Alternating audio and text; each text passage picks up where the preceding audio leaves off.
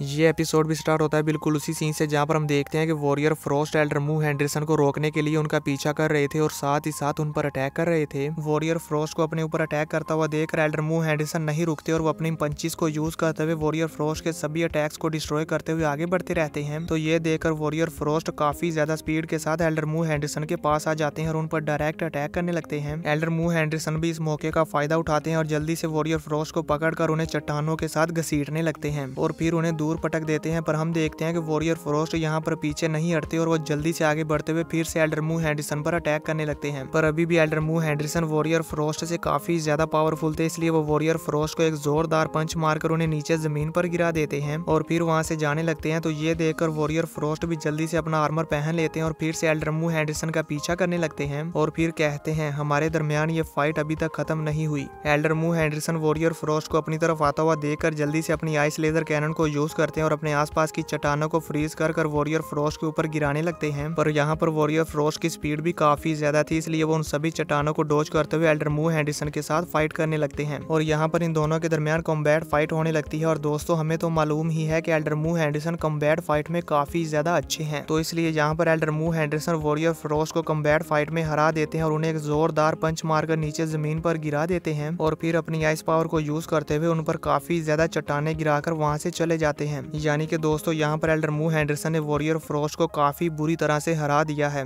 अब view change होता है और हम यूरोपियन वॉरियर को देखते हैं जो कि एल्डर फियोना को अपने साथ लेकर एक सेफ प्लेस पर आ जाता है और यहाँ पर हम देखते हैं कि एल्डर फियोना की हालत काफी ज्यादा खराब थी, क्योंकि जैसे ही वो यूरोपियन वॉरियर एल्डर फियोना को छोड़ता है तो एल्डर फियोना वहां पर अपने पैरों पर खड़ी भी नहीं रह पाती और नीचे गिर जाती है। एल्डर फियोना को इतनी बुरी तरह से इंजर्ड हुआ देखकर वो यूरोपियन वॉरियर एल्डर फियोना के पास आ जाता है और कहता है एल्डर फियोना अभी आपके बाजू को कट किए हुए जितना टाइम हो गया है वो टाइम अभी भी हमारी कंट्रोलेबल रेंज में है। ये लिविंग वाटर है जिसे इस्तेमाल करते हुए हम अभी भी आपके बाजू को फुली रीजनरेट कर सकते हैं। ये कहते साथ ही वो वॉरियर एल्डर फियोना को वो वाटर ऑफ लाइफ दे देता है जिसे एल्डर फियोना जल्दी से पकड़कर यूज कर लेती है। अब हम देखते हैं कि एल्डर फियोना को वो यूज करते साथ ही अचानक से एल्डर फियोना के दिल की धड़कन बहुत ही ज्यादा बढ़ जाती है और उन्हें काफी ज्यादा पेन होने लगता है और फिर हम एल्डर फियोना के वो कट हुए बाजू वाली जगह को देखते हैं जहाँ से काफी ज्यादा ग्रीन कलर की रोशनी निकल रही थी और तभी अचानक से एल्डर फियोना का वो बाजू फिर से रीजनरेट होने लगता है। जब एल्डर फियोना का बाजू रीजनरेट हो रहा था तो इससे एल्डर फियोना को बहुत ही ज्यादा पेन हो रहा था और वो जोर जोर से चिल्ला रही थी। अब यूं ही कुछ देर के प्रोसेस के बाद हम देखते हैं कि एल्डर फियोना का बाजू फुली रीजनरेट हो जाता है और उनका बाजू फिर से उनके पास आ जाता है। पर अभी भी यहाँ पर एल्डर फियोना की हालत कुछ खास नजर नहीं आ रही थी, क्योंकि वो काफी ज्यादा इंजर्ड और थकी हुई थी। एल्डर फियोना किसी भी तरह करके अपने आप को संभालती है और वहाँ पर खड़ी होकर अपने आसपास देखने लगती है। एल्डर फियोना को जो अपने आसपास देखते हुए देखकर वो यूरोपियन वॉरियर कहता है एल्डर लाइन किंग ने अभी हमें फॉलो नहीं किया और अभी हम उनसे दूर हैं।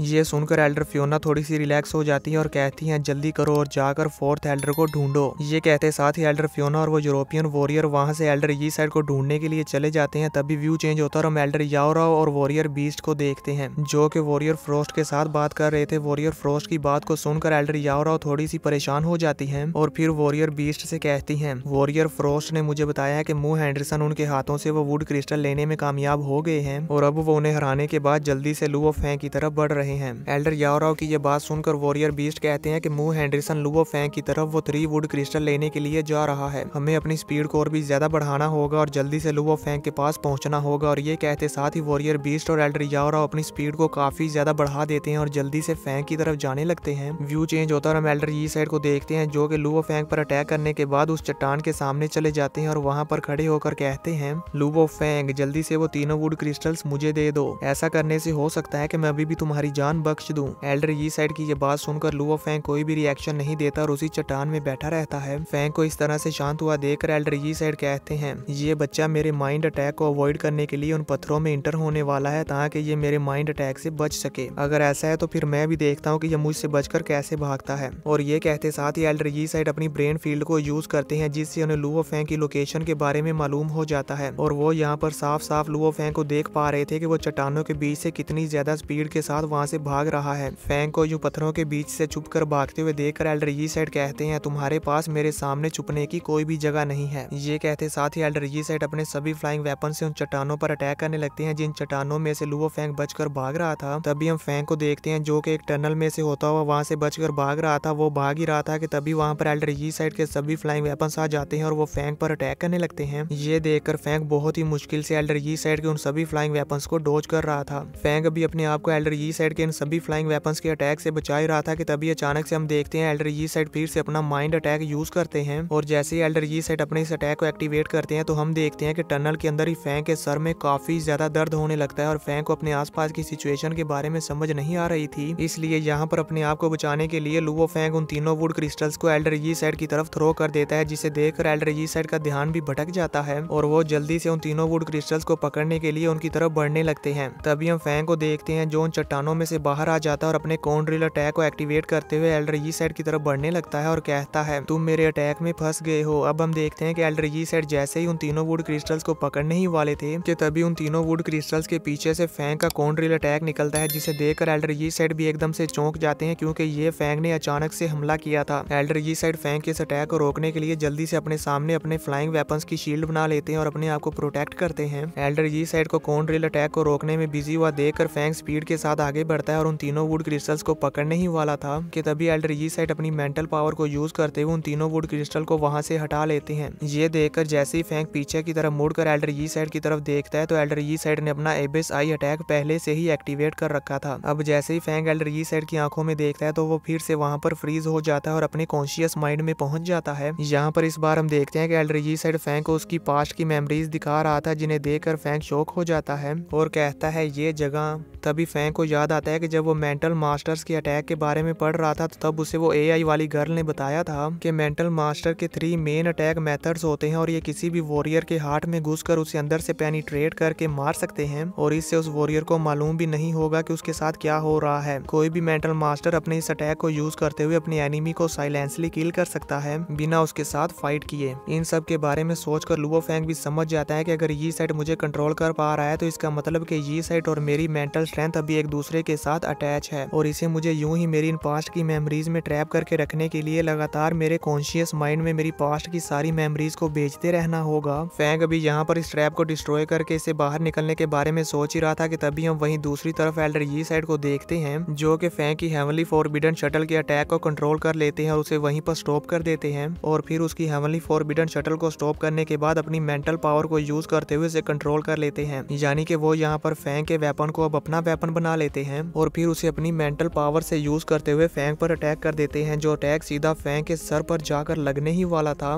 तभी हम फैंग को देखते हैं जो अपने इस अटैक को अपनी ही तरफ आते हुए देखकर काफी ज्यादा शॉक हो जाता है। वो इसलिए क्योंकि यहाँ पर एल्डर यी साइड के अटैक की वजह से फैंग की बॉडी फ्रीज हो चुकी है और वो इस अटैक को डॉज भी नहीं कर सकता। इसी के साथ ये एपिसोड खत्म हो जाता है। तो दोस्तों आप सबको क्या लगता है कि लुवो फैंग अपने इस अटैक को रोक पाएगा या नहीं, या फिर वो यहीं पर मारा जाएगा? मुझे नीचे कमेंट करके जरूर बताना।